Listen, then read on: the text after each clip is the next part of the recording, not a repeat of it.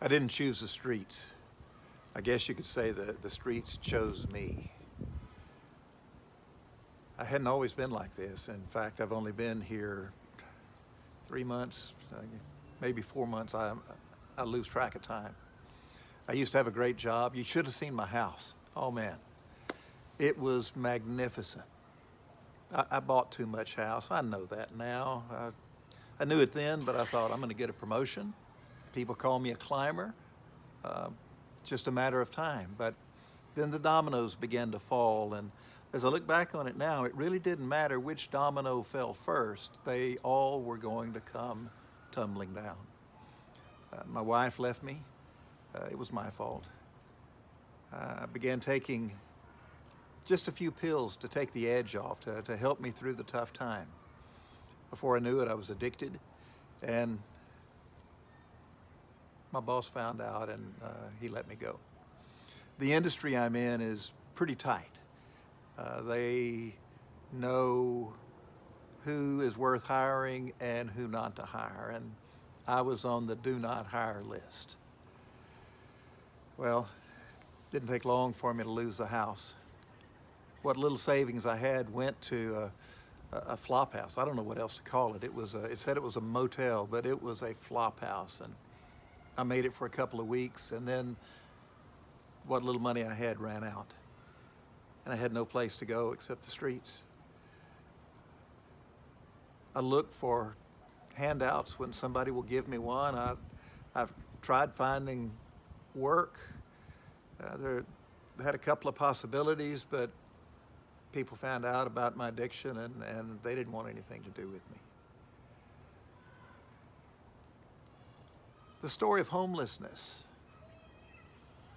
differs when you go from individual to individual, but the stories are still the same. Something happened, and someone who otherwise was able to take care of themselves, to live independently, suddenly found themselves on the street.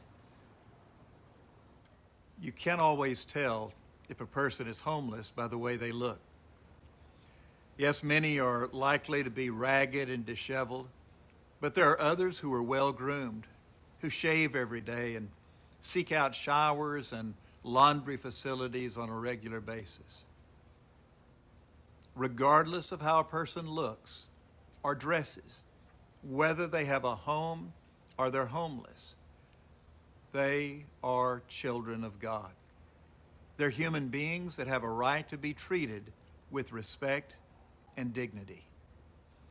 Hope and Freedom Ministries seeks out the forgotten, the ignored, the homeless. We look for those who have needs that are not being met by larger agencies. Ours is a simple ministry, but it's an important one.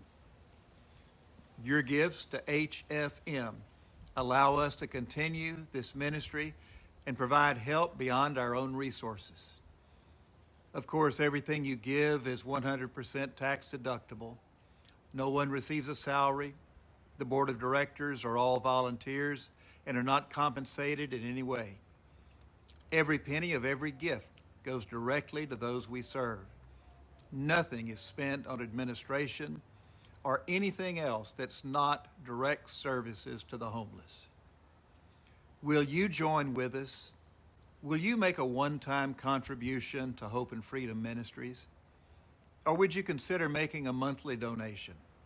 As little as $5 a month will provide at least 120 meals a year. Thank you for your support, and thank you for your prayers.